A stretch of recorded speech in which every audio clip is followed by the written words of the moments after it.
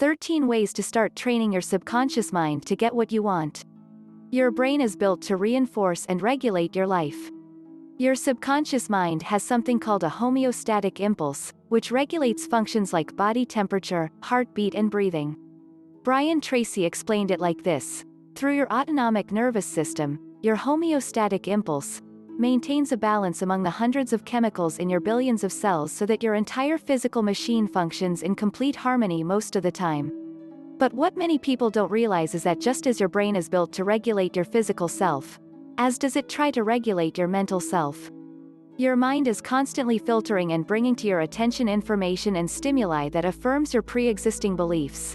This is known in psychology as confirmation bias, as well as presenting you with repeated thoughts and impulses that mimic and mirror that which you've done in the past. Your subconscious mind is the gatekeeper of your comfort zone. It is also the realm in which you can either habituate yourself to expect, and routinely seek the actions that would build and reinforce the greatest success, happiness, wholeness, or healing of your life. Here, a few ways to start retraining your mind to be your ally, not your enemy. 1. Be willing to see the unchangeable change.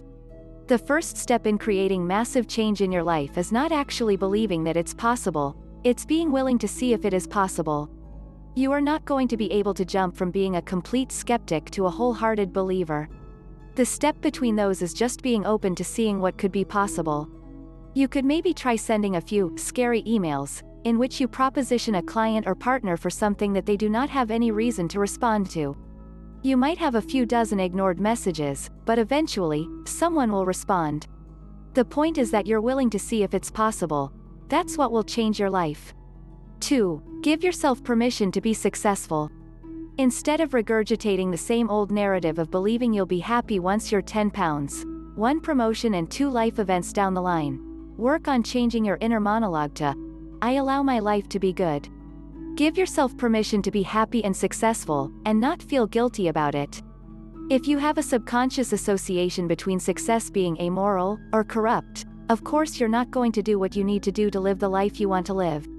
Instead, give yourself permission to step into a whole, happy, healthy, grounded, and meaningful existence. 3. Don't allow other people's fears to cast shadows of doubt.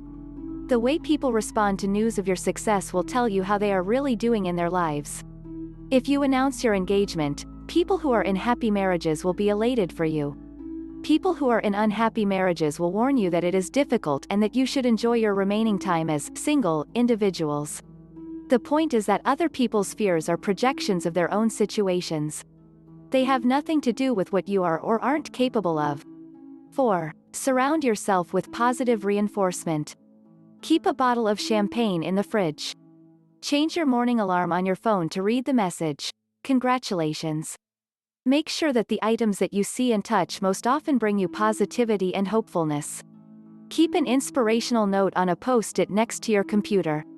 Unfollow people who make you feel bad about yourself and follow those who are constantly posting motivational messages and interesting ideas. Make your newsfeed a place that can catalyze your growth, instead of lessening your perception of your worth. 5. Speak your success as a present fact, not a future plan.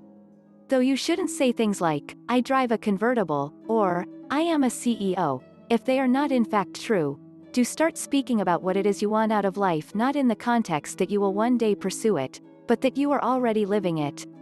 Instead of saying, "I hope to do that one day," say, "I am strategizing how to do that now." Instead of thinking, "I will be happy when I am in a different place in my life," think, "I am completely capable of being happy right here and right now. Nothing is holding me back." 6. Create a vision space. Being able to imagine what it is you want out of your life is absolutely essential for creating it, because if you don't know where you're going, you won't know which way to turn first.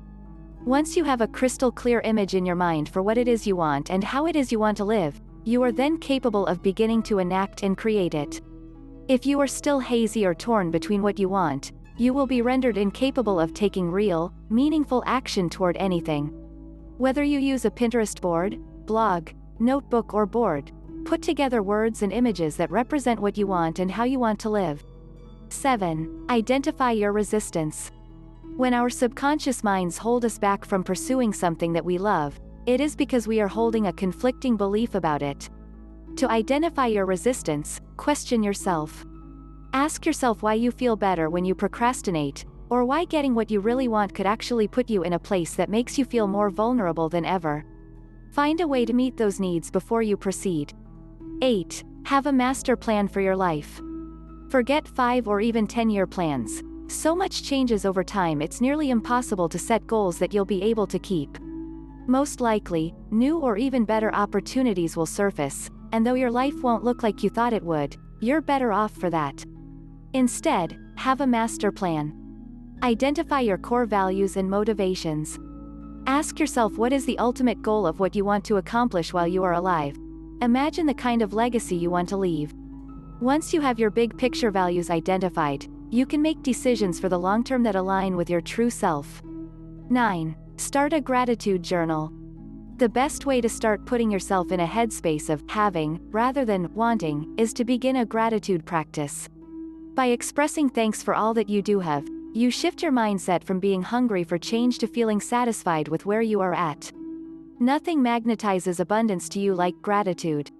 There's a saying that once you believe you have enough, you are open to receiving more and more and more. That is undoubtedly true. 10. Start asking for what you want, even if you know you'll be denied. If someone asks you to do a consulting project, ask for the amount of money you truly want to earn for it. If your goal is to get a promotion in your organization, sit down with your higher up and make your intentions known. Reach out to brands you want to work with. Start asking for what you want, even if you have no reason to believe that anyone will actually give you any of those things. Eventually, they will. 11. Release your attachment to the how. Your job is to identify the what, and then to work in tandem with other people for the how.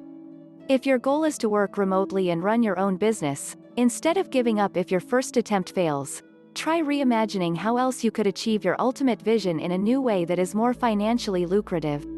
The point is that life will always surprise you with how things come to fruition.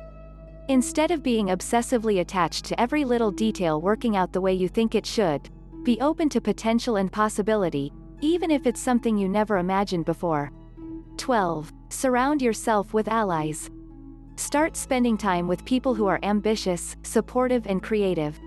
If you're hanging out every weekend with people who are likewise as unhappy with their lives, you aren't going to receive an abundance of support if you try to break free and do your own thing.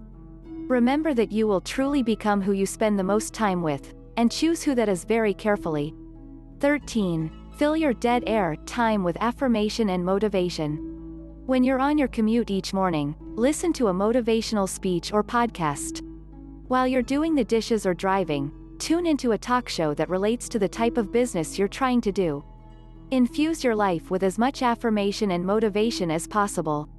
You may need to hear the lessons more than once, but they will seep into your brain over time, and eventually, you will find yourself acting on wisdom received from those who are where you want to be.